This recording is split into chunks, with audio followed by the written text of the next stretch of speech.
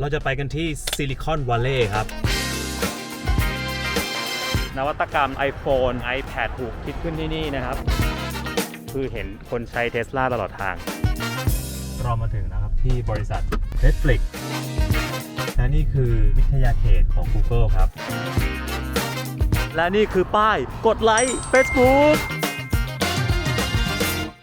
สวัสดีครับทุกคนนะครับวันนี้นะครับพิเศษมากๆเพราะว่าเราจะไปในสถานที่ที่เรียกว่าสายเทคโนโลยีทุกคนนะครับมีความใฝ่ฝันจะไปที่นี่เราจะไปกันที่ซิลิคอนวัลเลย์ครับสำหรับซิลิคอนวัลเลย์นะครับหุบเขาแห่งเทคโนโลยีที่นี่เรียกได้ว่าเป็นส่วนรวมของสตาร์ทอัพแล้วก็บริษัทเกี่ยวกับเทคโนโลยีระดับโลกทั้งหมดเลยนะฮะเรียกได้ว่าบริษัทดังๆที่เรารู้จักอ่ะกำเนิดนะครับแล้วก็มีบริษัทแม่อยู่ที่นี่กันหมดนะครับคือจริงๆแล้วซิลิคอนวัลเลย์นะครับมันเป็นชื่อรวมๆของหลายๆเมืองนะครับโดยเมืองที่ใหญ่ที่สุดเนี่ยมีชื่อว่าซานโฮเซนะฮะชื่อนี้นะครับจริงๆแล้วเนี่ยถูกเรียกครั้งแรกเพราะว่าในยุคเริ่มต้นเนี่ยเขาก็มีการผลิตเขาเรียกว่า Semiconductor Computer Chip เนี่ยจำนวนมากนะครับและเขาใช้นี่ครับซิลิคอนเป็นวัสดุพื้นฐานของ Semiconductor นั่นเองและเขายังบอกอีกนะครับว่าซิลิคอนวัลเลย์เนี่ยเป็นหนึ่งในภูมิภาคที่ร่ำรวยที่สุดในโลกนะครับและเป็นหนึ่งในตลาดอสังหาริมทรัพย์ที่เรียกได้ว่าฮอตสุดๆเลยนะครับมี GDP per capital นะครับหรือว่ารายได้ต่อหัวของประชากรเนี่ยนะครับมากเป็นอันดับ3ของโลกนะครับรองจากซูริกแล้วก็ออสโลเลยและนี่คือซิลิคอนวัลเลย์ครับ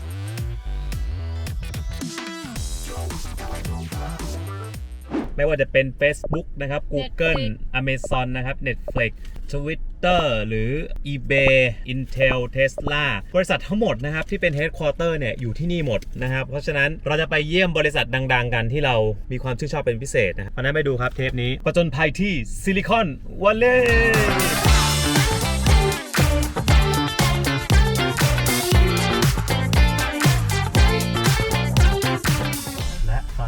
เรามาถึงนะครับที่บริษัท Netflix นี่คือสำนักงานใหญ่นะครับแต่ว่าจริงๆต้องบอกก่อนว่าบริษัทเหล่านี้เนี่ยเขาไม่ได้มีที่สำหรับคนมาเยี่ยม visitor อะไรอย่างเงี้ยเวลาเรามาอย่างเงี้ยเราสามารถมาได้แค่ข้างหน้าแล้วก็ถ่ายบรรยากาศแค่นั้นเลยแต่ว่าบางบริษัทเนี่ยเขาจะมีที่สำหรับต้อนรับนักท่องเที่ยวโดยเฉพาะใช่เป็นแบบ visitor อย่าง Netflix เนี่ยถ้าจำไม่ผิดนะครับไม่ได้มีนะฮะเพราะฉะนั้นคือทำได้แค่ขับเข้ามาวนๆแล้วออกครับ แต่ว่าบางคนเขามาเนี่ยเขาก็มาถ่ายกับป้ายหน้าบริษัทนะมาที่บริษัท Netflix หรือว่า Netflix นะครับเขาเล่าอย่างนี้นะครับว่าเรื่องราวเนี่ยเมื่อปี 1997 นะครับเมื่อชายวัยกลางคนที่มีชื่อว่าลิสฮัสติงนะครับเขามาเช่าวิดีโอดูใช่ไหมเสร็จปุ๊บเนี่ยเขาก็ส่งคืนช้าไงปรากฏว่าโดนค่าปรับ40 เหรียญนะครับหรือประมาณ1,000 กว่าบาทซึ่งลิสก็บอกว่าเขาเนี่ยก็เอาแต่เก็บเรื่องนี้ไว้กับตัวเองครับเพราะกลัวว่าถ้าภรรยารู้เนี่ยจะต้องโดนด่าแน่นอนนะฮะก็เลยเกิดไอเดียขึ้นมาครับว่าทำไมคนเราเนี่ยสามารถจ่ายเงินประมาณ 30-40 เหรียญเนี่ยไปใช้ฟิตเนสได้แบบตามใจอ่ะเมื่อไหร่ก็ไปได้อย่างเงี้ยก็ลองเอามาประยุกต์ใช้กับวิดีโอครับผ่านไปไม่ถึงปีครับเขามีสมาชิกรายเดือนถึง 300,000 คนนะครับแล้ว Blockbuster เองก็เคยเสนอเข้าซื้อ Netflix ด้วยนะครับตอนปี 2000 นะฮะแต่ว่าด้วยความที่ว่าแบบจะต้องเปลี่ยนชื่อนู่นนั่นนี่ครับสุดท้ายครับ Blockbuster ก็เลยไม่ซื้อครับเพราะว่า Netflix เนี่ยขายแพงมากตอนนั้นขายประมาณ50 ล้านเหรียญตอนนี้เนี่ยนะครับกิจการทะลุไป6 ล้านบาทเรียบร้อยแล้วนี่คือหนึ่งในสตรีมมิ่งวิดีโอนะครับที่ผมอุดหนุนมาแสนนานนะครับนั่นก็คือ Netflix บริษัทเขาอยู่นี่ฮะตรงนี้ครับนี่คือส่วนหนึ่งของซิลิคอนวัลเลย์นะฮะมาเยือนเรียบร้อยแล้วครับถ้าคนมาเนี่ยก็มาถ่ายรูปหน้าป้ายว่าฉันมาเยือนแล้วนะสำนักงานใหญ่อะไรอย่างนั้นไปที่ต่อไปดีกว่าครับ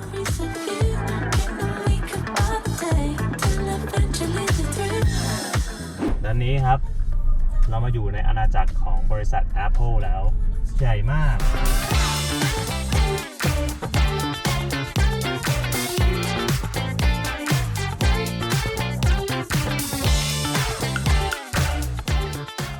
มาที่ประวัติย่อๆของ Apple กันบ้างนะครับที่นี่นะครับก่อตั้งโดย3คนนะครับตามชื่อที่ขึ้นอยู่เลยนะครับมีจุดประสงค์นะครับในการจำหน่ายคอมพิวเตอร์ระบบส่วนบุคคลนั่นเองนะครับซึ่งเครื่องแรกที่วางจำหน่ายคือ Apple 1 นะฮะแต่ว่าไม่ประสบความสำเร็จเท่าไหร่นะฮะจนมาถึง Apple 2 ครับก็ได้รับความนิยมนะครับพร้อมสร้างกำไรให้บริษัทมากมายนะครับ1988ครับสตีฟจ็อบส์ลาออกนะครับจาก Apple เนี่ยไปตั้งบริษัทใหม่ชื่อว่า Next นะครับแล้วก็มีการพัฒนาระบบปฏิบัติการของตัวเองนะครับเป็นต้นแบบของ Mac OS X ในปัจจุบันนั่นเองครับ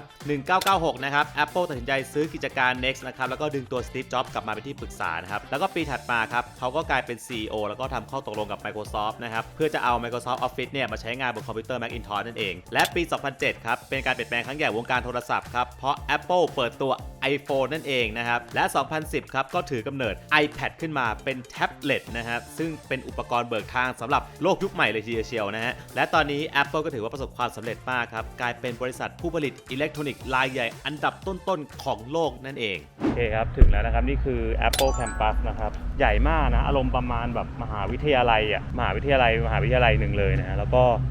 มีพื้นที่เยอะจะมีโซนตรงโน้นเนี่ยที่คนทั่วไปเข้าได้ก็คือเอาง่ายคือเป็นช็อปขายของนี่แหละเหมือน Apple Store ทั่วไปนะครับซึ่งอยู่ตรงนู้นนะก็เพื่อเป็นการเช็คอินนะครับเราก็จะทำการถ่ายรูปกับป้ายเหมือนเดิมครับคือตรงกลางเนี่ยมันจะมีตรงโซนฝั่งนู้นมั้งถ้าผมจำไม่ผิดเนี่ยที่มันจะเป็นตึกที่เป็นกลมๆของ Apple ใหญ่ๆแล้วก็นวัตกรรมนะครับ iPhone ต่างๆ iPad ที่เราเห็นเนี่ยถูกคิดขึ้นที่นี่นะครับ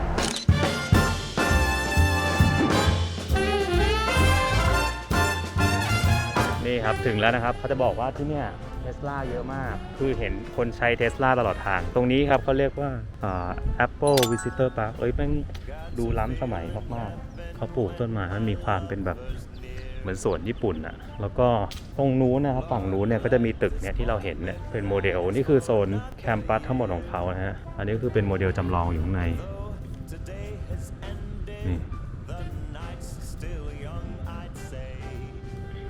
นี่คือนาฬิกา Apple Watch นะครับลายแบบว่ามิติลี้ลับมาก Let it be the thing that I am longing for. Let's fly out from Manhattan to the California shore just to watch the ships at night. จริงๆเขามีโซนคาเฟ่ด้วยนะครับแต่ว่าเขาปิดนะครับต้องปิดเพราะว่าน่าจะเป็นเพราะเรื่องโควิดเนี่ยแหละอันนี้นะครับเป็นการเปิดประตูของคนพิการนะครับเขาบอกว่าแค่เวฟก็จะโอเพนแล้วเขาทำดีเนาะร่มรื่นสวยงามน้อยแต่มากแล้วก็จะบอกว่าในบริเวณนี้นะครับเนี่ยมันจะมีตรงนี้เป็น Apple Park นะครับตรงข้ามจะเป็นมันมี Steve Jobs Theater ด้วยนะSteve Jobs Theater แต่ไม่รู้ว่าไม่น่าจะให้คนทั่วไปเข้าได้หรือเปล่า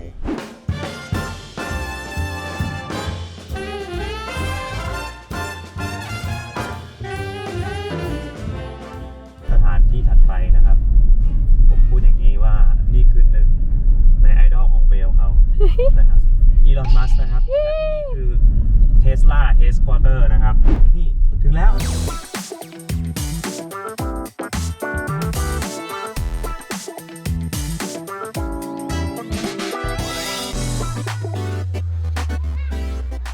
มาที่ประวัติย่อของ Tesla บ้างนะครับที่นี่นะครับก่อตั้งโดยวิศวกรชาวอเมริกัน 2 ท่านนะครับตามชื่อนี่เลยนะฮะซึ่งเขาเห็นว่าในอนาคตเนี่ยมอเตอร์ไฟฟ้าแล้วก็แบตเตอรี่น่าจะตอบโจทย์การใช้งานรถยนต์นะครับเสร็จปุ๊บเนี่ยก็มีผู้ร่วมอุดมการณ์คนที่3ครับที่มาก่อตั้งโดยนั่นก็คืออีลอน มัสก์นั่นเองนะครับที่เรารู้จักกันดีซึ่งปัจจุบันก็เป็นตำแหน่งประธานแล้วก็เป็น CEO จนถึงปัจจุบันเลยนะฮะที่นี่นะครับชื่อบริษัทเนี่ย Tesla Motor นั้นมาจากการสรรเสริญนิโคลา เทสลานะครับคนนี้เขาเป็นนักประดิษฐ์วิศวกรไฟฟ้าเขาเป็นผู้คิดค้นมอเตอร์ไฟฟ้ากระแสสลับนะครับซึ่งถือว่าสำคัญมากเพราะทุกวันนี้เราก็ใช้กระแสสลับกันตลอดนะฮะจนล่าสุดเนี่ยนะครับระบบขับขี่อัตโนมัตินะครับซึ่งสามารถขับเคลื่อนได้เองนะครับแม้จะยังไม่ 100% นะครับแต่เรียกได้ว่าแบบดีมากครับแล้วก็ที่สำคัญเลยนะครับจนกระทั่งปัจจุบันนะครับ Tesla กลายเป็นบริษัทรถยนต์นะครับที่มีมูลค่าสูงอันดับต้นๆของโลกไปเป็นที่เรียบร้อยแล้วครับเมื่อกี้มียาม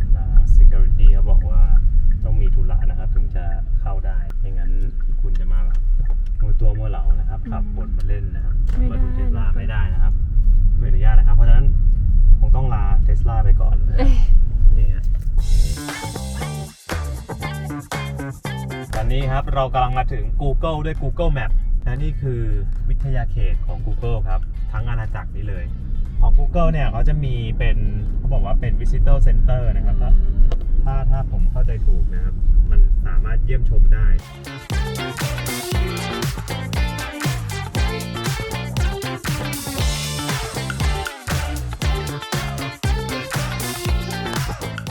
มา ที่ประวัติย่อของ Google กันบ้างนะครับ Google เนี่ยเกิดจาก 2 คนนะครับก็คือ Larry Page แล้วก็ Sergey Brin นะครับซึ่ง 2 คนเนี้เขาก็เป็นนักศึกษามหาวิทยาลัยปริญญาเอกจาก Stanford University นะครับซึ่งตอนแรกเนี่ยเขาก็มีการทดสอบระบบครับในชื่อโดเมนว่า google.stanford.edu นะครับแล้วก็จดทะเบียนโดยใช้ชื่อว่า Google นั่นเองนะฮะต่อมาครับในปี 2000 เนี่ย Google ก็มีจุดเปลี่ยนทางด้านธุรกิจด้วยการให้บริการ Google AdWords แล้วก็ Google AdSense นะครับซึ่งมีรูปแบบในการโฆษณาให้ตรงกับกลุ่มเป้าหมายเวลาแบบเราเซิร์ชคำว่าอะไรไปอย่างเงี้ยก็จะมีการโฆษณาเด้งขึ้นมานะครับและในปี 2004 นะครับ Google ก็เข้าสู่บริษัทมหาชนนะครับมีการขายหุ้นซื้อหุ้นของ Google กันนะครับซึ่งมีการเพิ่มมูลค่ารวดเร็วมากนะครับราคาหุ้นของ Google เนี่ยเริ่มแรกอยู่ที่$85ต่อหุ้นนะครับแล้วก็พุ่งไปสูงสุดที่$700เลยครับผมถึงแล้วนะครับตอนนี้ลมแรงมากอยู่ๆก็หนาวตรงนี้เขาเรียกว่าGoogle Android something like that ก็คือเขาบอกว่าเวลามันมีการอัปเดตAndroid เวอร์ชันใหม่อ่ะเขาก็จะมีไอตัวพวกนี้ออกมาใหม่เหมือนเอามาตั้งอ่ะว่าแบบมีการอัปเดตแล้วนะนี่ฮะก็จะมีการอัปเดตแล้วตอนนี้ทุกตัวคือใส่แมสไว้นี่มีคิดแคทมีโอริโอเนี่ยน่ารักเขาก็รับคนมาเที่ยวได้นะฮะแล้วก็ในนี้มันจะมี merchandise store นะฮะว่าคือขายของที่ระลึกของ Google โดยเฉพาะ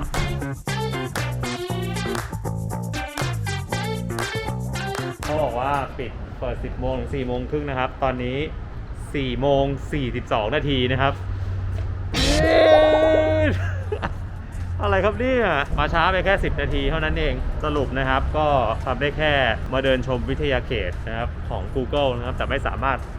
อยากเข้าไปใน merchandise มากเลยเพราะว่าอยากซื้อของที่ระลึกอ่ะ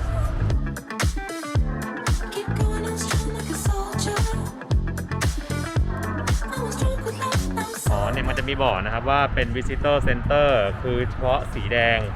อันนี้เป็น Google Store แล้วก็ you are here คือตรงนี้แล้วก็สีแดงคือเยี่ยมได้สีแดงอันนี้ก็เยี่ยมได้ที่เหลือไม่ได้นะครับแล้วก็มี LM3 เยี่ยมได้แต่เรื่องการถึงนะครับที่สุดท้ายนะครับคือจะบอกว่าหลายที่ไปอ่ะที่มันเงียบๆไม่มีอะไรอ่ะมันเป็นเพราะว่าน่าจะเป็นเพราะช่วงนี้มันยังมีเรื่องของการระบาดอยู่นะครับยังไม่เรียบร้อยดีเพราะนั้นเขาก็เลยยังไม่ค่อยเปิดแต่ว่าที่สุดท้ายเราจะขับวนเข้าไปเนี่ยนะครับไม่รู้ว่าเขาจะให้เข้าไหมนั่นครับ Facebook คือหมายแฮกเกอร์เวย์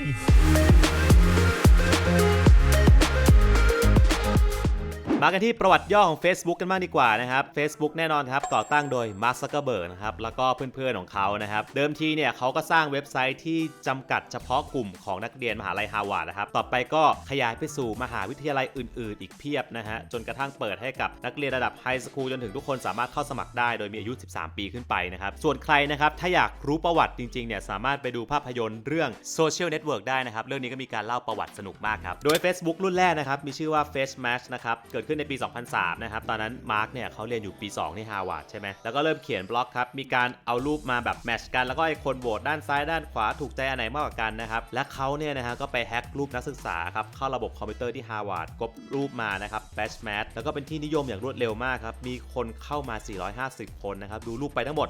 22,000 รูปแต่ต่อมาไม่กี่วันครับฮาร์วาร์ดก็ทำการปิดเว็บ FaceMatch นะครับแล้วก็แจ้งข้อหามาร์คด้วยนะครับด้วยการละเมิดความเป็นส่วนตัวนั่นเองครับและต่อมาครับปี 2004 เขาก็เลยสร้างเว็บไซต์ใหม่ขึ้นมานะครับชื่อว่า The Facebook นะครับก็คือได้รับแรงบันดาลใจจากบทความหนังสือพิมพ์เกี่ยวกับกรณีของ FaceMatch นั่นแหละและ The Facebook นะครับก็เริ่มใช้งานได้ในเดือนกุมภาพันธ์ 2004 ครับและภายในเวลาแค่ 24 ชั่วโมงนะครับ The Facebook นะครับก็มีคนลงทะเบียน 1,500 คนและภายใน1เดือนครึ่งหนึ่งของนักศึกษาปริญญาตรีทั้งหมดลงทะเบียนกับเขานะครับเดือนมีนาคมเดียวกันครับมาและกลุ่มเพื่อนก็ได้ขยาย The Facebook เนี่ยออกไปยังมหาวิทยาลัยชั้นนำอื่นๆจากนั้นก็ขยายไปทั่วอเมริกาแล้วก็ไปทั่วโลกนั่นเองครับตอนปี 2005 ครับคำว่า The ก็ถูกถอนออกจากคำว่า The Facebook นะครับแล้วก็เขาจดทะเบียนใหม่ในชื่อ facebook.com นั่นเองซึ่งปัจจุบันเนี่ยนะครับ Facebook ก็ได้ทำการซื้ออีกหลายๆบริษัทนะครับเข้ามาอยู่ในบริษัทตัวเองไม่ว่าจะเป็น WhatsApp นะครับหรือว่าแม้กระทั่ง Instagram ก็ตามนะครับซึ่งตอนนี้เนี่ยนะครับเรียกได้ว่า Facebook เนี่ยเป็นส่วนหนึ่งของชีวิตผู้คนไปเป็นที่เรียบร้อยแล้วนะครับก็จะบอกว่า Facebook Instagram ต่างๆเนี่ยก็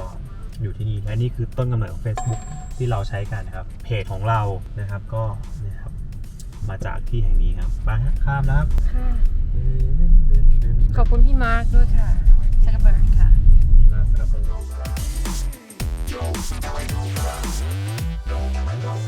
นี่แหละครับทุกคนและที่นี่คือบริษัท Facebook นะครับในยามนี้ก็เรียกได้ว่าเงียบเหงาอีกแล้วครับท่านไม่มีอะไรเลยครับ Hackerway แต่ว่าในนี้จริงๆใหญ่มากนะครับเขาบอกว่าขับวนไปได้หลายรอบเลย แล้วก็สุดท้ายครับจุดแลนด์มาร์คเดียวนะครับที่นักท่องเที่ยวสามารถมาได้ครับคือป้ายกดไลค์ข้างหน้านี่เองไปเดินไปกันมีนักท่องเที่ยวมาถ่ายรูปจริงด้วยนี่ครับนักท่องเที่ยวเขาก็มากันนะป้ายนี้ครับและนี่คือป้ายกดไลค์ Facebook ตื่นตื่นตื่นตื่นตื่นตื่นตื่นตื่น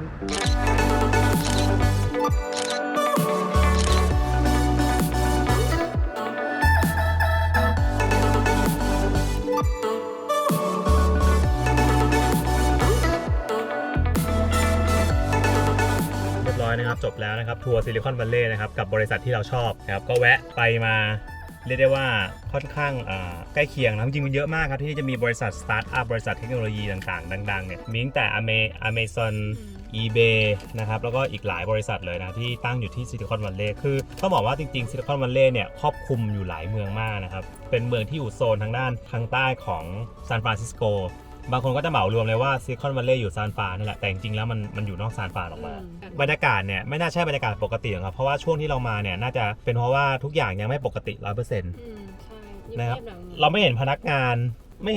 านมาทำงานเลยนะ อาจจะ work from home กันบางส่วน ใช่คิดว่าน่าจะเป็นอะไรอย่างนั้นเขาน่าจะยังไม่ได้แบบให้ออกมาทำงานหรืออะไรอย่างเงี้ยนะครับก็เป็นอีกหนึ่งความใฝ่ฝันของคนที่ทำเทคโนโลยีนะครับที่จะได้มาเห็นนะก็ใครอยากมาเที่ยวนะครับก็แล้วแต่นะครับแต่ดูเราก็ได้เราพามาดูแล้วนะครับก็เข้าไปได้แค่บางส่วนนิดหน่อยเท่านั้นนะฮะโอเคงั้นอย่าลืมนะครับถ้าชอบกดไลค์กดแชร์ Subscribe เราด้วยนะครับวันนี้ลาไปก่อนสวัสดีครับ บ๊ายบายบ๊ายบาย ได้